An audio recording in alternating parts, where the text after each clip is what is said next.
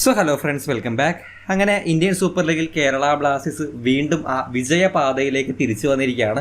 East ബംഗാളിനെതിരായ തോൽവിക്ക് ശേഷം ചെന്നൈയിൻ എഫ്സിക്കെതിരെ മറീന അറീനയിൽ ജയിച്ചിട്ടില്ല എന്ന് പറയുന്ന റെക്കോർഡ് തിരുത്തിക്കൊണ്ടാണ് ബ്ലാസ്റ്റേഴ്സ് വിജയിക്കുന്നത്. ചെന്നൈയിൻ എഫ്സിക്കെതിരെ ഡബിൾ ആണ്. ഈ സീസണിലെ ആദ്യത്തെ ഫിക്സറിലും ചെന്നൈയിൻ എഫ്സിക്കെതിരെ 3 ഗോളിന്റെ വിജയം നേടിയെടുക്കാൻ ബ്ലാസ്റ്റേഴ്സിന് സാധിച്ചിരുന്നു. ഇവിടെ 3-1 വിജയമാണ് ബ്ലാസ്റ്റേഴ്സിന് നേടാൻ സാധിച്ചിട്ടുള്ളത്. ആ അവസാനം വഴങ്ങിയ ഗോളും അതിനുശേഷം നടന്ന കുറച്ച് ഇൻസിഡൻസ് മാറ്റി നിർത്തി കഴിഞ്ഞാൽ സന്തോഷിക്കാവുന്ന ഒരു മാച്ച് തന്നെയാണ്. പക്ഷേ ആ ഒരു സംഭവം മനസ്സിൽ ഭയങ്കരമായിട്ട് തങ്ങി നിൽക്കുന്നുണ്ട്. പ്രത്യേകിച്ചും ആ ഒരു നോവ ലൂണ ഇൻസിഡന്റ്. അത് നമ്മൾ സാധാരണഗതിയിൽ ബ്ലാസ്റ്റേഴ്സിൽ അങ്ങനെ അധികം കാണാത്ത ഒരു കാര്യമാണ്, ടീം അംഗങ്ങൾ തമ്മിലുണ്ടാവുന്ന പ്രശ്നങ്ങൾ. പക്ഷേ ഇവിടെ നോവ എന്ന് പറയുന്ന പ്ലെയറെ സംബന്ധിച്ച് ആ ഒരു പ്ലെയർ വളരെയധികം ഈ പറഞ്ഞ ഗ്രൗണ്ടിലാണെങ്കിലും സെൽഫിഷായിട്ട് തന്നെ കളിച്ച് റിസൾട്ട് ഉണ്ടാക്കുന്ന ടൈപ്പ് ഓഫ് ഒരു പ്ലെയർ ആണ്. ആൻഡ് ഈ ഒരു മാച്ചിൽ അതിന് 11 സ്ഥാനം കിട്ടാത്തതിന്റെ ആ ഒരു പ്രശ്നം അതിന്റെ ഫേസിൽ നിന്ന് തന്നെ വ്യക്തമായിരുന്നു. ഈവൻ അദ്ദേഹം ആ ഒരു ഗ്രൗണ്ടിലേക്ക് വന്നതിന് ശേഷം പോലും 80ാമത്തെ മിനിറ്റിൽ അതിന്റെ അവസരം കിട്ടി ഗ്രൗണ്ടിലേക്ക് വന്നപ്പോൾ പോലും എൻ്റെ മാച്ചിൽ അദ്ദേഹത്തിന്റെ ഫേസ് ഒരു ആ ഒരു രീതിയിൽ തന്നെയാണ് അദ്ദേഹം വെച്ചിട്ടുള്ളത്. സോ അവിടെ നിന്ന് വ്യക്തമായിരുന്നു എന്തൊക്കെയോ വരാനിരിക്കുന്നുണ്ട് എന്നുള്ളത്. പക്ഷേ ഇത് ഒരിക്കലും പ്രതീക്ഷിക്കാത്തൊരു സംഭവമാണ് അതിനുശേഷം നടന്നത്. ഈ ഒരു മാച്ചിൽ എന്താണോ വേണ്ടത്, ഏത് രീതിയിലുള്ള ഒരു ലൈനപ്പാണോ വേണ്ടത്, അവിടെ നോവ പുറത്തിരിക്കണമെങ്കിൽ ആ രീതിയിൽ തന്നെയുള്ള ലൈനപ്പ് തന്നെയാണ് ബ്ലാസ്റ്റേഴ്സ് ഇറക്കിയത്. പക്ഷേ ഇവിടെ എനിക്ക് തോന്നിയൊരു കാര്യം, ഈ ഒരു പ്ലെയറിനെ സംബന്ധിച്ചിടത്തോളം ആ ഒരു പ്ലെയറിന് ഗെയിം ടൈം കിട്ടുക, കളിക്കുക, ഗോൾ അടിക്കുക, അസിസ്റ്റ് കൊടുക്കുക, അതെല്ലാം ആ ഒരു പ്ലെയറിന് വളരെയധികം ആവശ്യമുള്ളൊരു കാര്യമാണ്. പക്ഷേ എൻഡ് ഓഫ് ദി ഡേ ഇതൊരു ടീം ഗെയിമാണ്. നമ്മളൊരു ടീമിന് വേണ്ടി കളിക്കുമ്പോൾ ആ ഒരു ടീമിന്റെ വിജയത്തിനാണ് കൂടുതൽ മുൻതൂക്കം കൊടുക്കേണ്ടത്. 2 ഗോളിന് മുന്നിൽ നിൽക്കുമ്പോൾ അല്ലെങ്കിൽ 3 ഗോളിന് മുന്നിൽ നിൽക്കുമ്പോൾ ഓൾറെഡി ബെഞ്ചിലിരുന്നായാലും സന്തോഷിക്കേണ്ട രീതിയിൽ തന്നെയാണ് നോ എന്ന് പറയുന്ന ഒരു പ്ലെയർ പെരുമാറേണ്ടത്. പക്ഷേ ആ 11 ചാൻസ് കിട്ടാത്തതിന്റെ ആ ഒരു ദേഷ്യം പെർഫോമൻസ് കൊണ്ട് മറികടക്കേണ്ട, അല്ലെങ്കിൽ കോച്ചിനെ തിരുത്തി കൊടുക്കേണ്ടത്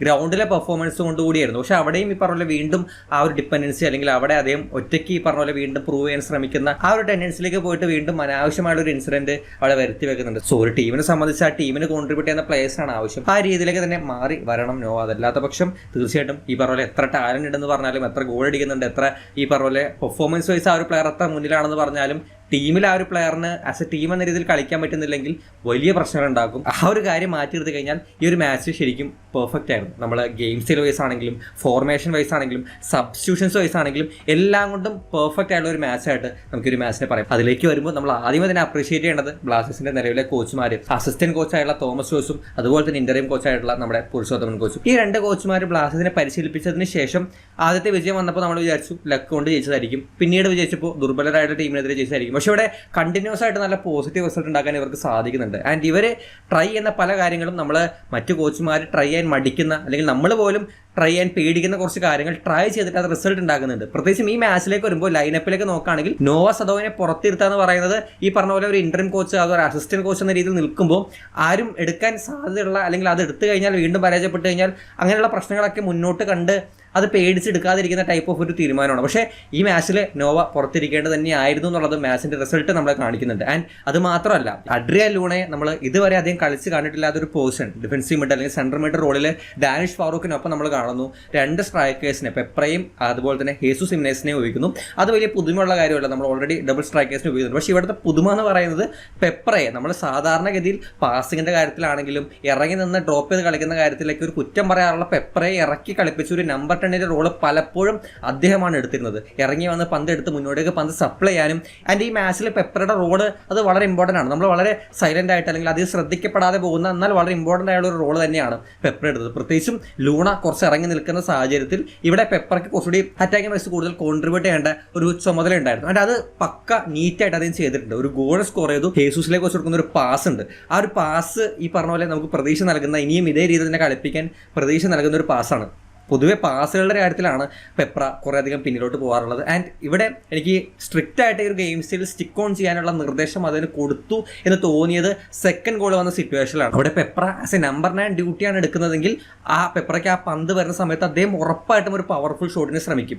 പക്ഷേ ഇവിടെ കൃത്യമായ രീതിയിൽ വെയിറ്റ് ചെയ്ത് ലൂണയിലേക്ക് പന്ത് കൊടുക്കുന്നു. ലൂണ പിന്നെ അത് കോറോയിലേക്ക് കൊടുക്കുന്നു. കോറോയാണ് ആ 2ാമത്തെ ഗോൾ സ്കോർ ചെയ്യുന്നത്. സോ ഇവിടെ പെപ്രയുടെ റോള് പെർഫെക്റ്റ് ആയിരുന്നു. അദ്ദേഹം നല്ല രീതിയിൽ ആ ഒരു ഡ്യൂട്ടി എടുത്തു. ഇറങ്ങി നിന്ന് കളിക്കുന്നത് കൊണ്ട് തന്നെ ഡിഫൻസീവിൽ അതിന് ഈ പറഞ്ഞ പോലെ പെർഫോം ചെയ്യാനും ഇൻവോൾവ് ആവാനും സാധിച്ചു. ലോങ് ബോളുകൾ, ഹൈ ബോളുകൾ റിസീവ് ചെയ്യാനും. ആൻഡ് ഈ പാസിംഗ് കുറച്ച് നന്നായതുകൊണ്ട് തന്നെ ആ പാസിങ്ങിലൂടെ തന്നെ വലിയ രീതിയിലുള്ള ക്രിയേറ്റീവ് പാസുകളോ ഡിഫൻസിനെ സ്പ്ലിറ്റ് ചെയ്യുന്ന പാസുകളോ ഒന്നും കളിച്ചിട്ടില്ല. പക്ഷേ സ്റ്റിൽ അദ്ദേഹം കൊടുത്തിട്ടുള്ള പാസുകൾ അത് നീറ്റായിരുന്നു. നമ്മൾ സാധാരണ പെപ്രയിൽ നിന്ന് കാണുന്ന മിസ് പാസുകളോ എറേഴ്സോ അധികം ഈ ഒരു മാച്ചിൽ കാണിട്ടില്ല. സോ പെപ്രയുടെ റോള് ഈ ഒരു മാച്ചിൽ പെർഫെക്റ്റ് ആയിരുന്നു. ലൂണയുടെ റോള്, ലൂണ ഈ ഒരു മാച്ചിൽ നമ്മൾ ഇറക്കി ആ ഒരു ഡിഫൻസീവ് മിഡ് CM റോളിൽ നമ്മൾ ഒരുപാട് തവണ അതിനെപ്പറ്റി സംസാരിച്ചതാണ്. പക്ഷേ അവിടെയൊക്കെയുള്ള ഒരു പ്രശ്നം എന്ന് പറയുന്നത് അറ്റാക്കിംഗ് വൈസിൽ ലൂണയുടെ ആ ഒരു കോൺട്രിബ്യൂഷൻ കുറയും എന്നുള്ളതാണ്. പക്ഷേ ഇവിടെ ലൂണ ഇറങ്ങി നിൽക്കുമ്പോഴും അറ്റാക്കിൽ ഹേസൂസും പെപ്രയും നല്ല രീതിയിൽ കോൺട്രിബ്യൂട്ട് ചെയ്തു. അവർക്കൊപ്പം കോറു സിംഗ് കൂടി വന്നപ്പോൾ നമുക്ക് അവിടെ ലൂണ എപ്പോഴും ഫ്രണ്ടിൽ വേണം, ലൂണ ഡ്രോപ്പ് ചെയ്യാനേ പാടില്ല എന്ന് പറയുന്ന ഒരു സിറ്റുവേഷൻ ഇവിടെ ഒഴിവാക്കി കിട്ടി. ആൻഡ് പ്ലസ് ഇവിടെ ലൂണ ആ ഒരു ഗ്രൗണ്ടിന്റെ സെൻട്രലായിട്ടൊരു പോർഷൻ ലൂണയ്ക്ക് കിട്ടിയപ്പോൾ അതിന്റെ വർക്ക് റേറ്റിന് മാച്ചിങ് ആവുന്ന, നമ്മൾ എല്ലാ മാച്ചിലും അദ്ദേഹം വളരെ വർക്ക് റേറ്റ് എടുക്കുന്ന അങ്ങോട്ടും ഇങ്ങോട്ടും എല്ലാം ഓടി എത്തുന്ന ലൂണെ നമ്മൾ കാണാറുണ്ട്. പക്ഷേ ഇവിടെ പോർഷൻ വൈസ് അതിന്റെ വർക്ക് റേറ്റിന് മാച്ച് ചെയ്യുന്ന പല സമയത്തും ഈ പറഞ്ഞ പോലെ ഡ്രോപ്പ് ചെയ്ത് ഇറങ്ങി വരുമ്പോൾ അവിടെ അദ്ദേഹം ഇറങ്ങി വരണം, ആ ഒരു ഇമ്പോർട്ടൻസ് അവിടെ ഉണ്ട്. ആൻഡ് ചില ഇന്റർസെപ്ഷൻസ്, ചില ബ്ലോക്സ്, ചില പന്തുകൾ റിക്കവർ ചെയ്തെടുക്കുന്നത്, ഇത്തരം ഡിഫൻസീവ് കാര്യങ്ങളിൽ ലൂണ എടുക്കുന്ന വർക്ക് നമുക്ക് ആക്ച്വലി ഇമ്പോർട്ടൻ്റ് ആയിട്ട് അല്ലെങ്കിൽ അവിടെ ആവശ്യമുള്ളൊരു കാര്യമായിട്ട് മാറുന്നുണ്ട്. പ്ലസ് ആ ബിൽഡപ്പ് സിറ്റുവേഷൻസിലാണെങ്കിലും പന്ത് കൈവശം വെക്കുന്ന കാര്യത്തിലൊക്കെ ആണെങ്കിലും അവിടെയും ഈ പല സമയത്ത് ലൂണ ഇറങ്ങി വന്നിട്ട് അതിന്റെ പോർഷൻ ലെഫ്റ്റിലോ ഈ പറഞ്ഞ നമ്പർ 10 റോളിലൊക്കെ ആണെങ്കിൽ ഇറങ്ങി വന്ന് ഡിഫൻഡേഴ്സിൽ നിന്ന് പന്ത് സ്വീകരിച്ച് മുന്നോട്ട് കളിക്കുന്ന ആ ഫോഴ്സ്ഫുള്ളി ഇറങ്ങി വരുന്ന ഒരു സംഭവം അവിടെയും കാണാറുണ്ട്. പക്ഷെ ഇവിടെ അതും ഈ പറഞ്ഞ പോലെ അതിന്റെ ഒരു നാച്ചുറൽ പോർഷൻ അവിടെ തന്നെ വരുന്നതുകൊണ്ട് ഈസിലി ബിൽഡപ്സ് അദ്ദേഹത്തിന്റെ ആ ഒരു ഡയറക്ഷനിൽ അല്ലെങ്കിൽ അദ്ദേഹത്തിന്റെ വഴിയാണ് ആ ബിൽഡപ്സ് പലപ്പോഴും പൊക്കോണ്ടിരുന്നത്. അതിന് ഓവറായിട്ട് ഇറങ്ങി വരേണ്ട അല്ലെങ്കിൽ പോർഷൻ വിട്ടിറങ്ങി വരേണ്ട കാര്യമൊന്നുമില്ല, അതിന്റെ പോർഷൻ അത് തന്നെയാണ്. ആ പോർഷൻ നിന്നുകൊണ്ട് ഫ്രണ്ടിലേക്ക് പാസ് കൊടുക്കാനും ബിൽഡപ്സിൽ ഇൻവോൾവ് ആവാനും ഈ പറഞ്ഞ പോലെ ലൂണക്ക് സാധിക്കുന്നുണ്ടായിരുന്നു. ആൻഡ് സ്റ്റിൽ അവിടെ നിന്നുകൊണ്ട് തന്നെ എല്ലായിടത്തും എത്തി ഈ പറഞ്ഞ പോലെ സ്ഥിരം ടിപ്പിക്കൽ ലൂണ എങ്ങനെയാണോ കളിക്കുന്നത് ആ രീതിയിൽ ഒരു മാച്ചിൽ കളിക്കാൻ ലൂണക്ക് സാധിച്ചിട്ടുണ്ട്. 2 അസിസ്റ്റാണ് ഈ മാച്ചിൽ ലൂണ സ്വന്തമാക്കിയിരിക്കുന്നത്. സോ ഒരു ബോക്സ് ടു ബോക്സ് മിഡ്ഫീൽഡർ എന്ന രീതിയിൽ അറ്റാക്കിംഗ് വൈസ് നോക്കുകയാണെങ്കിൽ അവിടെ കോൺട്രിബ്യൂഷൻസ് ഉണ്ട്, ഡിഫൻസീവ് വൈസ് നോക്കുകയാണെങ്കിൽ ഇവിടെ കോൺട്രിബ്യൂഷൻസ് ഉണ്ട്. ആൻഡ് ഇവിടെ ഒരിക്കലും ഒരു ലൂണയെ ഡിപ്പെൻഡ് ആയിട്ടുള്ള ഒരു ഗെയിം സ്റ്റൈലായിട്ടും തോന്നുന്നില്ല. ഫ്രണ്ടിൽ ഹേസൂസും പെപ്രയും അതുപോലെ തന്നെ നമ്മുടെ കോറു സിംഗും പ്രൊവൈഡ് ചെയ്യുന്നു. ആൻഡ് ഡിഫൻസീവ്ലി ഡാനിഷ് ഫാറൂഖിന്റെ സപ്പോർട്ട് അതിന് നല്ല രീതിയിൽ കിട്ടുന്നുണ്ട്. മറ്റൊരു ഇമ്പോർട്ടൻ്റ് ആയിട്ട് എടുത്തു പറയേണ്ട പെർഫോമൻസ് ഒരു മാച്ചിൽ ഡാനിഷ് ഫാറൂഖിനെയാണ് ശരിക്കും ഞെട്ടിച്ചു കളഞ്ഞു. നമുക്കറിയാം എവിടേക്കോ ചില മാച്ചുകളിൽ ഡാനിഷ് ഫാറൂഖ് ഇത്തരത്തിലുള്ള പെർഫോമൻസ് കാഴ്ചവെക്കാറുണ്ട്. കൺസിസ്റ്റൻസിയാണ് ഡാനിഷിന്റെ ഒരു പ്രശ്നം. പക്ഷേ എനിക്കവിടെ ഫീൽ ചെയ്തൊരു കാര്യം ഡാനിഷിന്റെ സ്ട്രെങ്ത്തിനെ നല്ല രീതിയിൽ യൂസ് ചെയ്യുന്ന ഒരു രീതിയിൽ അദ്ദേഹത്തെ ഉപയോഗിച്ചു എന്നുള്ളതാണ്. ഒരു പക്ക ഡിസ്ട്രോയർ അല്ലെങ്കിൽ ഡിഫൻസിന്റെ ഫ്രണ്ടിൽ കളിക്കുന്ന ബിൽഡപ്പ് സിറ്റുവേഷൻസിലൊക്കെ അദ്ദേഹമായിരിക്കും ഡിഫൻസിന്റെ ഫ്രണ്ടിൽ ഉണ്ടാവുക, ലൂണ ആയിരിക്കില്ല. ആൻഡ് ഡിഫൻസീവ് സിറ്റുവേഷൻസിലാണെങ്കിലും ഈ ഡിഫൻഡേഴ്സിന്റെ ഫ്രണ്ടിൽ വരുന്നതുകൊണ്ട് തന്നെ കൂടുതലും ഡിഫൻസീവ് ആക്ടുകളിൽ പെർഫോം ചെയ്യാനുള്ള ഡിഫൻസീവ് ആക്ടുകളിൽ ഇൻവോൾവ് ആവാനുള്ള ഒരു ഡ്യൂട്ടിയാണ് കൂടുതലും ഡാനിഷിന് കൊടുത്തത്. അത് നല്ല രീതിക്ക് തന്നെ ടാക്കിൾസിന്റെ രൂപത്തിലാണെങ്കിലും ഏരിയൽ ബോളുകൾ വിൻ ചെയ്യുന്ന കാര്യത്തിലാണെങ്കിലും ഇന്റർസെപ്ഷൻസിന്റെ കാര്യത്തിൽ പാസിംഗ് ലൈൻ കട്ട് ചെയ്ത് ഇന്റർസെപ്ഷൻ ചെയ്യുന്ന കാര്യത്തിലാണെങ്കിലും അതിന്റെ വർക്ക് റേറ്റ് ഇവിടെ ഡാനിഷ് ഫാറൂഖിന്റെ വർക്ക് റേറ്റിനെ മാച്ച് ചെയ്യുന്ന രീതിയിൽ അതിന് മാറുന്നുണ്ട്. പലപ്പോഴും ഡാനിഷ് ഫാറൂഖിനെ മുന്നോട്ട് കയറ്റി കളിപ്പിക്കുമ്പോൾ പറഞ്ഞ ഒരു ബോക്സ് ടു ബോക്സ് റോൾ ഡാനിഷിന് കൊടുക്കുന്ന സിറ്റുവേഷൻസിലാണ് കൂടുതൽ മിസ് പാസുകളും പാസിംഗ് വൈസ് അറ്റാക്കിംഗ് വൈസ് അതിന്റെ കുറേ ഇഷ്യൂസ് വരുന്നത്. പക്ഷേ ഇവിടെ ഒരു പക്ക ഡിസ്ട്രോയർ ഇറക്കിയിട്ട് ഫ്രെഡൊക്കെ കളിക്കുന്ന ഒരു റോളിൽ ഡാനിഷ് ഫാറൂഖിനെ പ്ലേസ് ചെയ്തപ്പോൾ അതിന്റെ ഡിഫൻസീവ് എബിലിറ്റീസ് കൂടുതൽ നമുക്ക് ബെനിഫിറ്റ് ആക്കി എടുക്കാൻ സാധിച്ചിട്ടുണ്ട്. സോ തീർച്ചയായിട്ടും ഈ ഒരു മാച്ച് വളരെയധികം എടുത്ത് പറയേണ്ട ഒരു പേരായിട്ട് ഡാനിഷ് ഫാറൂഖിന്റെ പെർഫോമൻസ് മാറുന്നുണ്ട്. ആൻഡ് മറ്റൊരു കംബാക്ക് അല്ലെങ്കിൽ ഇടയ്ക്കിടയ്ക്ക് കംബാക്ക് വരുത്തുന്നുണ്ട് സന്ദീപ് സിംഗ്. അടുത്ത മാച്ചിൽ തിരിച്ചു പോകാണ്ടിരുന്നാൽ മതി. ഇതേ രീതിയിൽ തന്നെ ഡിഫൻസീവ്ലി ആണ് അദ്ദേഹത്തെയും കൂടുതൽ യൂസ് ചെയ്തത്. ഒഫൻസീവ്ലി വരുന്ന സിറ്റുവേഷൻസിൽ ക്രോസ് കൊടുക്കുന്ന സിറ്റുവേഷൻസിൽ അവിടെ അദ്ദേഹം പരാജയപ്പെട്ടിട്ടുണ്ട്. പക്ഷേ ഇവിടെ ഡിഫൻസീവ്ലി ചില റിക്കവറീസ്, ചില ഇമ്പോർട്ടൻ്റ് ആയിട്ടുള്ള റിക്കവറീസ്, ചില ടച്ചസ് അദ്ദേഹത്തിന്റെ ഭാഗത്ത് നിന്ന് വന്നത് തീർച്ചയായിട്ടും വളരെ ഇമ്പോർട്ടൻ്റ് ആയിട്ട് ഈ ഒരു മാച്ചിൽ ഡിഫൻസീവ്ലി നമ്മളെ ഹെൽപ്പ് ചെയ്തിട്ടുണ്ട്. മറ്റൊരു കംബാക്ക് സച്ചിൻ്റെതാണ്. ഒരു പവർഫുൾ ഷോട്ട് വന്നാൽ പന്ത് കീപ്പ് ചെയ്യാൻ പറ്റാത്തത്. ആൻഡ് ആ ഒരു പാറ്റേൺ അല്ലെങ്കിൽ ആ ഒരു സാധനം ഈ മാച്ചിൽ ഉണ്ടായിട്ടില്ല. അദ്ദേഹത്തിന്റെ കയ്യിൽ നിന്ന് പന്ത് തട്ടിത്തെറിച്ച് ഒരു ഓപ്പണിന്റെ ചാൻസ് ആവുന്ന സംഭവം നമ്മൾ സ്ഥിരമായിട്ട് കാണുന്നതാണ്. അത് ഈ മാച്ചിൽ ഉണ്ടായിട്ടില്ല. ഒരു ക്ലീൻ ഷീറ്റ് തീർച്ചയായിട്ടും ഡിസർവിംഗ് ആയിരുന്നു. ചില ഇമ്പോർട്ടൻ്റ് ആയിട്ടുള്ള സേവുകൾ ഈ ഒരു മാച്ചിൽ സച്ചിൻ വരുത്തിയിട്ടുണ്ട്. എവിടേക്കോ നമ്മുടെ ആ ഒരു കഴിഞ്ഞ സീസണിലെ സച്ചിന്റെ ആ ഒരു നിഴലാട്ടങ്ങൾ എവിടെയൊക്കെ കണ്ടു. പക്ഷേ ഒന്നും നമുക്ക് ഉറപ്പിക്കാൻ പറ്റില്ല. അടുത്ത മാച്ചിൽ വീണ്ടും ഒരു പക്ഷേ മിസ്റ്റേക്ക് വരുത്തി കഴിഞ്ഞാൽ ഈ പറഞ്ഞൊക്കെ വെറുതെ ആവും. സോ ഇതേ രീതിയിൽ തന്നെ മുന്നോട്ട് പോകാൻ സച്ചിന് സാധിക്കണം. ആൻഡ് മറ്റ് ഡിഫൻസീവ് പ്ലേയേഴ്സിനെ പറ്റി പറയുകയാണെങ്കിൽ ഹോർമി ആണെങ്കിലും മിലോസ എസ്പെഷ്യലി മിലോസ ഈ പറഞ്ഞ പോലെ ചില സിറ്റുവേഷൻസിൽ അദ്ദേഹം കൊടുക്കുന്ന ടാക്കിൾസ്, ചില ബ്ലോക്സ് അത് ഗോൾ സേവിംഗ് ആണ്, നമ്മൾ കാണുന്നില്ല എന്നേ ഉള്ളൂ. അത്തരം സേവുകൾ ഇവിടെയും അദ്ദേഹം ജനറേറ്റ് ചെയ്തിട്ടുണ്ട്. And Navoj Singh as always അദ്ദേഹം ആ ഒരു ലെഫ്റ്റ് ബാക്ക് പൊസിഷനിൽ നമുക്ക് വേറൊരു തരത്തിലും മാറ്റങ്ങളിലേക്ക് പോകേണ്ട സിറ്റുവേഷൻ വന്നിട്ടില്ല. ഈ മാച്ചിലും അദ്ദേഹം ഡിഫൻസീവിൽ ആണെങ്കിലും ഒഫൻസീവിൽ ക്രോസുകളുടെ രൂപത്തിലല്ല, ഒഫൻസിലേക്ക് കൊടുക്കുന്ന ചില പാസുകളുണ്ട്. അത് കഴിഞ്ഞ സീസണിലൊക്കെ നമ്മൾ ഫ്രണ്ടിൽ 2 സ്ട്രൈക്കേഴ്സിനെ വെച്ച് കളിക്കുന്ന സിറ്റുവേഷനിൽ ഒരുപാട് കാണുന്ന ഒരു കാര്യമായിരുന്നു. ആൻഡ് ഈ മാച്ച് പെപ്ര സ്കോർ ചെയ്ത 3ാമത്തെ ഗോളിൽ ലൂണയ്ക്ക് വെച്ച് കൊടുക്കുന്ന ഒരു പാസ് ഉണ്ട്. സോ അതാണ് ഒഫൻസീവ്ലി നവോജ് ഒരു സ്ട്രെങ്ത് ഏരിയ എന്ന് പറയുന്നത്. അത്തരത്തിലുള്ള പാസുകൾ അറ്റാക്കിന്റെ ഇടയിലേക്ക് വെച്ചു കൊടുക്കാൻ നവോജ് മിടുക്കനാണ്. ആൻഡ് ഈ മാച്ചിൽ അദ്ദേഹവും അതിന്റെ പെർഫോമൻസ് വൈസ് തീർച്ചയായിട്ടും കോൺട്രിബ്യൂട്ട് ചെയ്തിട്ടുണ്ട്. സോ ഇനി മറ്റൊരാൾ കോറു സിംഗ്, അദ്ദേഹത്തെ പറ്റി പറയേണ്ടത് നമുക്ക് ഈ വീഡിയോ ഇനി മുന്നോട്ട് കൊണ്ടുപോകാൻ പറ്റില്ല. കോറു സിംഗ് ഈ ഒരു മാച്ചിൽ കേരള ബ്ലാസ്റ്റേഴ്സിന് വേണ്ടി ആദ്യത്തെ ഗോളും സ്കോർ ചെയ്യുന്നുണ്ട്. ആദ്യത്തെ ഗോൾ ഹേസൂസ് അടിച്ച ഗോളിലും കോറുവിന്റെ ഒരു ഇൻവോൾവ്മെന്റ് ഉണ്ടായിരുന്നു. പക്ഷേ എനിക്ക് ഫീൽ ചെയ്തൊരു കാര്യം കോറുവിൻ്റെ ഒരു ബെസ്റ്റ് ഡേ ആയിരുന്നില്ല എന്നുള്ളതാണ്. ഗോൾ സ്കോറിംഗിൽ അദ്ദേഹം വന്നു, ഈ പറഞ്ഞ അസിസ്റ്റ് ആ ഒരു ഫസ്റ്റ് ഗോളിന്റെ അസിസ്റ്റിൽ അതിന്റെ പ്രസൻസ് ഉണ്ടായിരുന്നു. പക്ഷേ കോറിന്റെ ഒരു കാപ്പബിലിറ്റി വെച്ചിട്ട് അതിന്റെ ഒരു 100% പെർഫോമൻസ് ഒരു മാച്ചിൽ ഡെലിവർ ചെയ്തതായിട്ട് എനിക്ക് ഫീൽ ചെയ്തില്ല. പക്ഷേ റൈറ്റ് വിങ് നമ്മൾ സാധാരണ കാണുന്ന രീതിയിൽ നിർജ്ജീവമായി പോകുന്നതോ അവിടെ നിന്ന് അറ്റാക്സ് വരാത്തതോ അങ്ങനെയുള്ള ഇഷ്യൂസ് ഒന്നും ഉണ്ടായില്ല. പക്ഷേ ചില ടച്ചസ്, ചില പാസുകൾ, ചില പന്ത് പ്ലെയറിനെ മുന്നോട്ടിട്ട് പോകുന്ന സിറ്റുവേഷൻസിലെല്ലാം ഫിസിക്കലി ആ ഒരു പ്ലെയറിനെ ബീറ്റ് ചെയ്ത് പന്ത് എടുക്കുന്നതും അവിടെ കുറച്ച് ബാറ്റിൽസിൽ അദ്ദേഹം ഫെയിലായിട്ട് പന്ത് തിരിച്ചിപ്പുറത്തേക്ക് വരുന്ന സിറ്റുവേഷൻസ് ഉണ്ടായിരുന്നു. അവിടെ ചില സിറ്റുവേഷൻസിൽ വളരെ കൃത്യമായ ടേണുകൾ എടുത്ത് സിമ്പിൾ ആയിട്ടുള്ള ടച്ചസ് എടുത്ത് പ്ലെയറിനെ ബീറ്റ് ചെയ്യുന്ന ഒരു കോറുവിനെ സ്ഥിരമായിട്ട് നമ്മൾ കാണാറുണ്ട്. ആ ഒരു കോറ് ഇന്ന്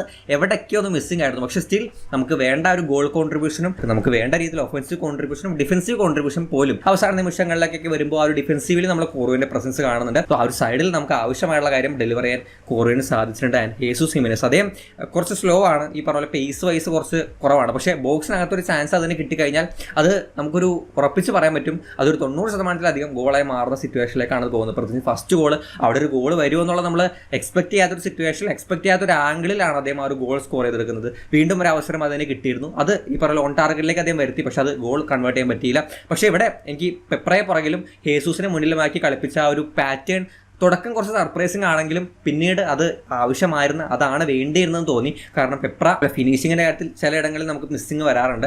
ഹേസൂസിൻ്റെ കാര്യത്തിൽ ആ മിസ് നമ്മൾ പ്രതീക്ഷിക്കേണ്ട. ഗോൾ ബോക്സിനകത്ത് കിട്ടിക്കഴിഞ്ഞാൽ അദ്ദേഹം ഒന്നല്ലെങ്കിൽ ഗോൾ അടിക്കും അല്ലെങ്കിൽ ബാറും അടിക്കും. ഇതാണ് ഹേസൂസിൻ്റെ ഒരു കാര്യം നമ്മൾ പൊതുവെ കാണാറുള്ളത്. സോ ഹേസൂസിനെ ആ ഫ്രണ്ടിൽ തന്നെ നിർത്തിയിട്ട് പൊതുവെ അറ്റാക്ക് മിഡ്ഫീൽഡർ ഒരു എബിലിറ്റി ഹേസൂസിന് കാണാറുണ്ട്. അതുകൊണ്ടാണ് ഈ ഒരു പാറ്റേണിൽ നമ്മൾ തിരിച്ച് ചിന്തിച്ചത് പെപ്രയെ മുന്നിലും ഹേസൂസിനെ ഒരു അറ്റാക്കിംഗ് മിഡ്ഫീൽഡർ പ്രത്യേകിച്ച് ലൂൺ ഇറങ്ങി കളിക്കുന്ന സിറ്റുവേഷനാണ്. പക്ഷേ ഇവിടെ എന്താണോ നമുക്ക് വേണ്ടത് അത് ഈ പറഞ്ഞ രീതിയിൽ ഡിഫറൻ്റ് ആയിട്ട് ചിന്തിച്ചുകൊണ്ട് പെപ്രയെ പുറകിലും ഹേസൂസിനെ മുന്നിലാക്കി കളിപ്പിച്ച് അവരിൽ നിന്ന് 2 പേരിൽ നിന്നും ഗോൾ കോൺട്രിബ്യൂഷൻ കൊണ്ടുവരാൻ ഈ മാച്ചിൽ ബ്ലാസ്റ്റേഴ്സിന്റെ ഗെയിംസിന് സാധിച്ചിട്ടുണ്ട്. ആകെ ഒരു മാച്ചിൽ കുറച്ച് ഓഫായിട്ട് എനിക്ക് ഫീൽ ചെയ്തത് ലെഫ്റ്റ് വിംഗിൽ അമവിയുടെ ഒരു സാന്നിധ്യമാണ്. അദ്ദേഹം എവിടേക്കോ കുറച്ച് കാര്യങ്ങൾ ചെയ്യാൻ ശ്രമിക്കുന്നുണ്ട്. അവിടെ ഈ പറഞ്ഞ പോലെ ആ ഒരു എക്സ്പീരിയൻസ് വയസ്സുള്ള പ്രശ്നങ്ങളും പന്ത് ഈ പറഞ്ഞ പ്രോപ്പറായിട്ട് ഹാൻഡിൽ ചെയ്യാൻ പറ്റാത്തതും ഓപ്പൺ ടീം പന്ത് വിൻ ചെയ്തെടുക്കുന്നതൊക്കെ കാണാൻ സാധിച്ചിരുന്നു. സോ അമവിയാണ് ആ ഒരു ലൈനപ്പിൽ ടോട്ടൽ നമ്മൾ നോക്കുമ്പോൾ ആ ഒരു 11 പ്ലേയേഴ്സിൽ അമവിയെ മാത്രമാണ് ഫസ്റ്റ് ഹാഫിൽ സെക്കൻഡ് ഹാഫിലായിട്ട് ഒന്ന് ഓഫായിട്ട് പോയത്. അവിടെ നമ്മുടെ ഐമൻ ഉണ്ടായിരുന്നെങ്കിൽ കുറച്ചുകൂടി അതും കൂടി പെർഫെക്റ്റ് ആയിട്ട് നമുക്ക് സെറ്റ് ആയിട്ട് ഒരു 11 ഈ ഒരു മാച്ചിൽ കിട്ടിയാണ്. ആൻഡ് ഈ ഒരു മാച്ച് പെർഫെക്റ്റ് ആണെന്ന് പറയുമ്പോൾ ഫസ്റ്റ് 11 ഫോർമേഷനോ മാത്രമല്ല സബ്സ്റ്റിറ്റ്യൂഷൻസ് പോലും നമ്മൾ വളരെ കെയർഫുൾ ആയിട്ട് ഈ പറഞ്ഞ അനാവശ്യമായിട്ട് വേണ്ടാത്ത മാറ്റങ്ങളൊന്നും വരുത്താൻ ടീം ശ്രമിച്ചിട്ടില്ല.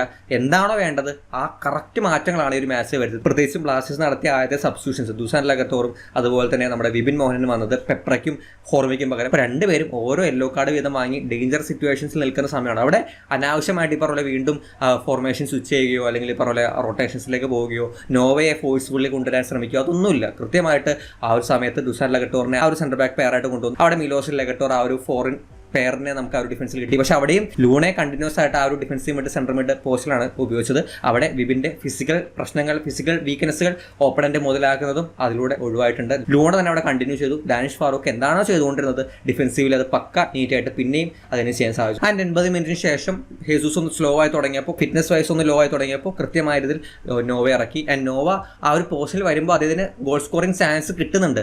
അവിടെ ഒരു സൂപ്പർ സബായിട്ട് വന്ന് ഗോൾ അടിക്കാനും അല്ലെങ്കിൽ ഈ പറഞ്ഞ പോലെ ഒരു അസിസ്റ്റ് എങ്കിലും കൊടുക്കാനുള്ള ചാൻസുകൾ അദ്ദേഹത്തിന് കിട്ടുന്ന രീതിയിൽ തന്നെയാണ് പിന്നീട് മാച്ച് മാറിയത്. സോ പെർഫെക്റ്റ് ആയിട്ട് തന്നെയാണ് നോവയ്ക്ക് ഒരു മാച്ചിൽ ഒരു റോൾ കൊടുത്തത്. പക്ഷെ അത് മനസ്സിലാക്കാനോ അല്ലെങ്കിൽ അത് കൃത്യമായ രീതിയിൽ യൂട്ടിലൈസ് ചെയ്യാനോ നോവ ഈ ഒരു മാച്ചിൽ പരാജയപ്പെടുന്നുണ്ട്. ആസ് എ പ്ലെയർ എന്ന രീതിയിൽ ആസ് എ പ്രൊഫഷണൽ എന്ന രീതിയിൽ തീർച്ചയായിട്ടും നോവ ഒരു മാച്ചിൽ അത് പരാജയപ്പെടുന്നു. സോ ഇത് വരുന്ന മാച്ചുകളിൽ നമ്മൾ കാണാതിരിക്കണം. എന്തായാലും എല്ലാ പ്ലേയേഴ്സും ഒരേ ലക്ഷ്യത്തോടുകൂടി കളിക്കുന്ന രീതിയിൽ ഗെയിം സ്റ്റൈലും പ്ലേയേഴ്സിൻ്റെ മെൻറ്റാലിറ്റിയും മാറ്റിയെടുക്കാൻ ടീമിൻ്റെ കോച്ചിങ് സ്റ്റാഫുകൾക്ക് തീർച്ചയായിട്ടും ഇനി നല്ല പണിയുണ്ട്. എന്തായാലും അത് വരുന്ന മാച്ചുകൾ നമ്മൾ കാണുമെന്നും ഇതുപോലുള്ള ഇൻസിഡൻസ് ഇനി റിപ്പീറ്റ് ആവില്ലെന്നും പ്രതീക്ഷിക്കാം. എന്തായാലും ഇനി വരുന്ന മാച്ചുകളിലും ഇതേപോലെ തന്നെ പോസിറ്റീവ് പെർഫോമൻസും റിസൾട്ടുകളും വന്ന് വളരെ നല്ല രീതിയിൽ തന്നെ ഒരു സീസൺ അവസാനിപ്പിക്കാനും ബ്ലാസ്റ്റേഴ്സിന് സാധിക്കുമെന്ന് പ്രതീക്ഷിക്കാം. ഈ ഒരു മാച്ചിൽ നിങ്ങളെ നോട്ടീസ് ചെയ്ത ഇതല്ലാതെയുള്ള കാര്യങ്ങളോ ഈ പറഞ്ഞ കാര്യങ്ങളിൽ എന്തെങ്കിലും മിസ്റ്റേക്സോ വന്നിട്ടുണ്ടെങ്കിൽ തീർച്ചയായിട്ടും അത് കമൻറ്റ് ബോക്സിൽ മെൻഷൻ ചെയ്യാൻ ശ്രമിക്കാം. നമുക്ക് എന്തായാലും മറ്റൊരു കാണാം. ബൈ.